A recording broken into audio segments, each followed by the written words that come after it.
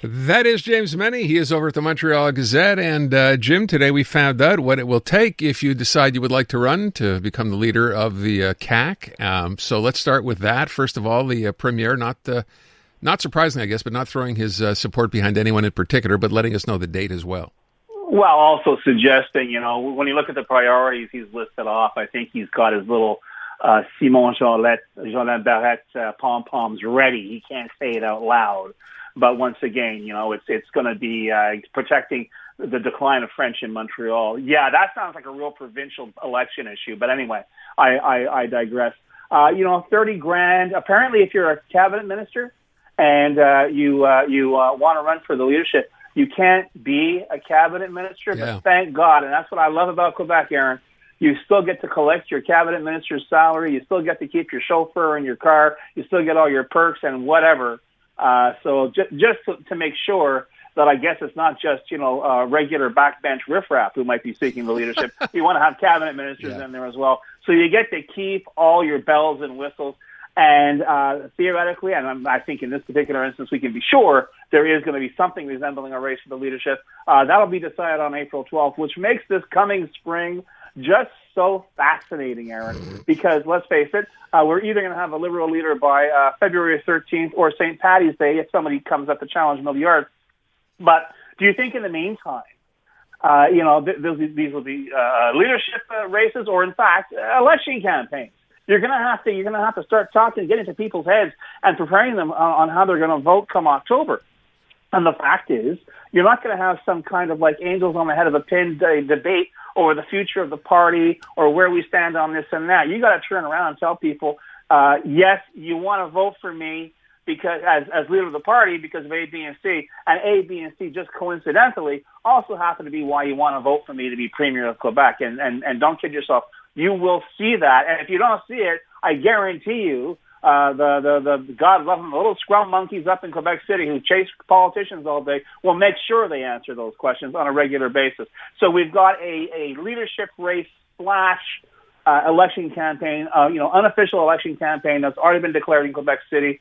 And as I say, the weeks to come, and it's not that much time when you think about it, the weeks to come are going to be very, very interesting for Quebec politics in general and for Quebec voters in particular, because if you ever want to kick the tires on someone's candidacy, now's the time to do it. So let me ask a couple of questions relating to this. If, in fact, you're a cabinet minister and you decide to run, you can no longer stay in your post. You just said that's how it's going to work out. Yeah. If, in fact, Simon Jolin Barrette ends up running, does that mean the Quebec Constitution that he's been working on, is that just like going on hiatus until... Well, yeah, everything's going to go on hold, Aaron, because the entire agenda of this government was formulated by a guy named Francois Legault, who has, oh my goodness, suddenly looked at his watch, realized he's late for an appointment, and decided to leave politics.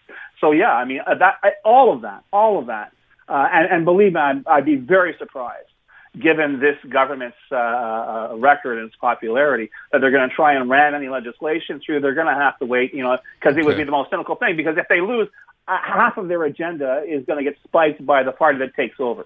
So, why are you wasting people's time? I think, though, what they will do, and try very hard to do, and whether it's Jean-Lambert Barrette, if he throws his hat into the ring, he'll pick up the baton from Legault and make sure Quebecers stay as scared of everything around them as usual. We'll see what Christine Trichette has to say. I'm not entirely sure she is going to be the ray of sunshine / breath of fresh air a lot of people think. I think she realizes who her constituency is and what they want to hear.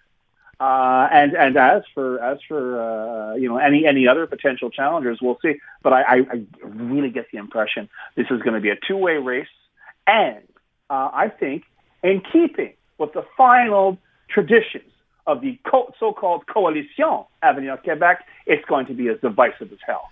Okay, let me move on to this story. I just saw him post. This is on, I guess this is on X, right? So we're talking about Paul St. Pierre Plamondon here. Yeah. I read this and I thought to myself, wait a second, is this Pierre Poilievre who wrote this or Paul St. Pierre Plamondon? No, you're talking about the speech? You're talking about Carney's speech? Where he basically, I'll just read the first sentence, Jim, which is Mark Carney ran the last federal election using false pretenses, playing on fear and promising a quick deal with the Americans. What is Paul St. Pierre Plamondon doing talking about Mark Carney? He had the living bejesus scared out of him today. You listened to that speech. Well, I know you said you heard bits and pieces, and you said, "Well, it was like a history." Yeah, guess what? The last thing Quebec separatists want Quebecers to have is a history lesson, because the essence of Carney's speech today, and it was directed more at a national audience and in reaction to Trump saying, "You know what? We were killing each other. This very spot I'm standing on, the Citadel in Quebec City, the Plains of Abraham, we were killing each other on these very fields." And yet we had a choice, right? We could cooperate or we could dominate. And we decided to cooperate, and here we are today. And Mark Carney has been very, very clear about that from the get-go. In fact, I did a double take when he said there are 3 founding peoples in this country. Because remember, federal liberals usually, it's like everybody from everywhere is in charge of everything. No, he said they're the English, the French, and the indigenous peoples are the founding peoples of this country. And he did not sway from that. So now we've got PSPP having kittens because why? Because, oh my God, he's falsified the history of Quebec. It's a history of oppression. It's a history of colonialism. I'm not making this up. I'm pulling off his quotes off of the coverage of the speech, okay? And he is so incensed, Aaron, he intends to refute Carney's speech point by point during this weekend's PQ pre-session get-together. So if you think that, Donald Trump was the only person who got his feathers ruffled by Mark Carney's speaking style, trust me, the line's starting to get longer. And as for that nice Pierre Poilievre, and I heard you saying, well, maybe he's going to call him. Mark Carney needs an election like a hole in the head.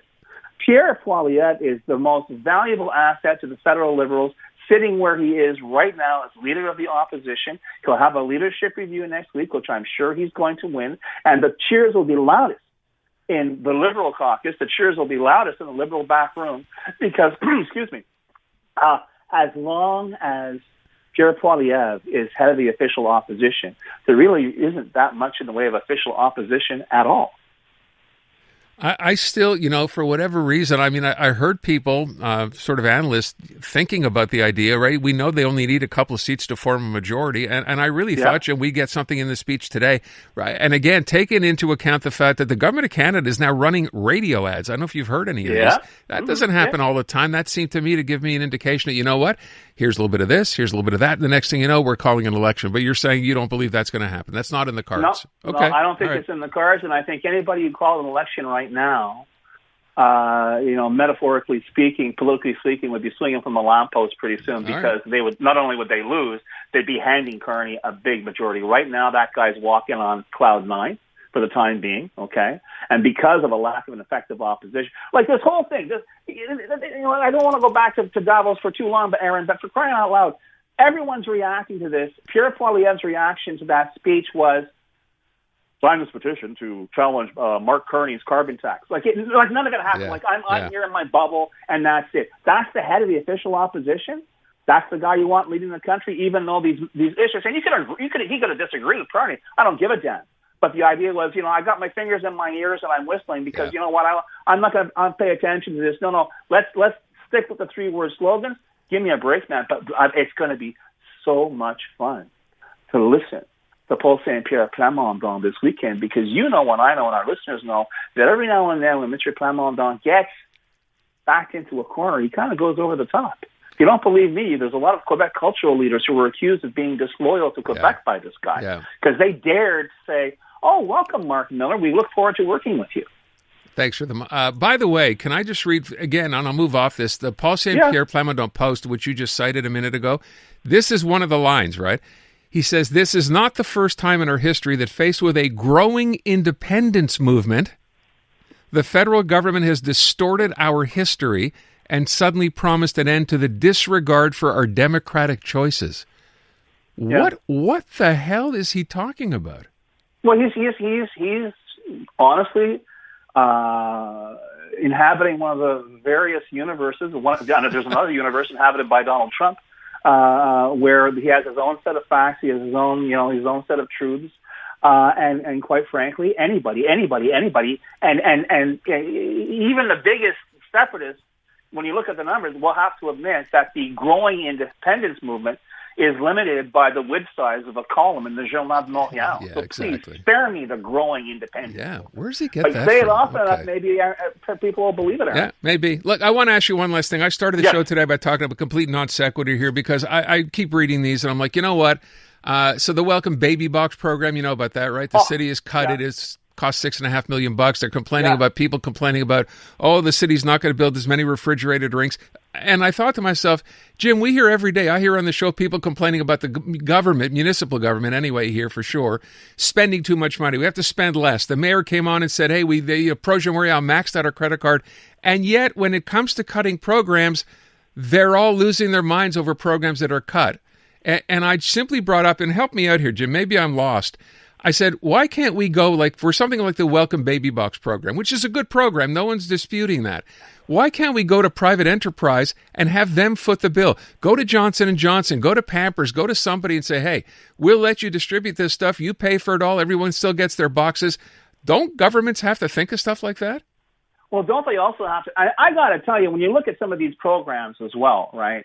I mean, when I heard about the baby box, I thought, of all the things you could cut, and for the amount of money that it's costing in the ever growing city of Montreal budget, because it was we're talking about $6 million? Yeah, $6.5 million. Right. A young couple who decided to throw down and throw in their lot with Montreal. They have a little baby, and they got this little gift from the city saying, you know what? Thanks for trusting us. Here's some little doodads for the little guy, and we wish you the best.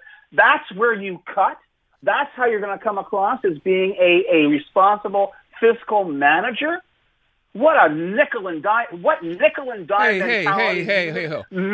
bureaucrat came up with that. You're paying for this as a taxpayer. My argument. Well, hold on a second. My argument is I like the program. I think it's good. Yeah.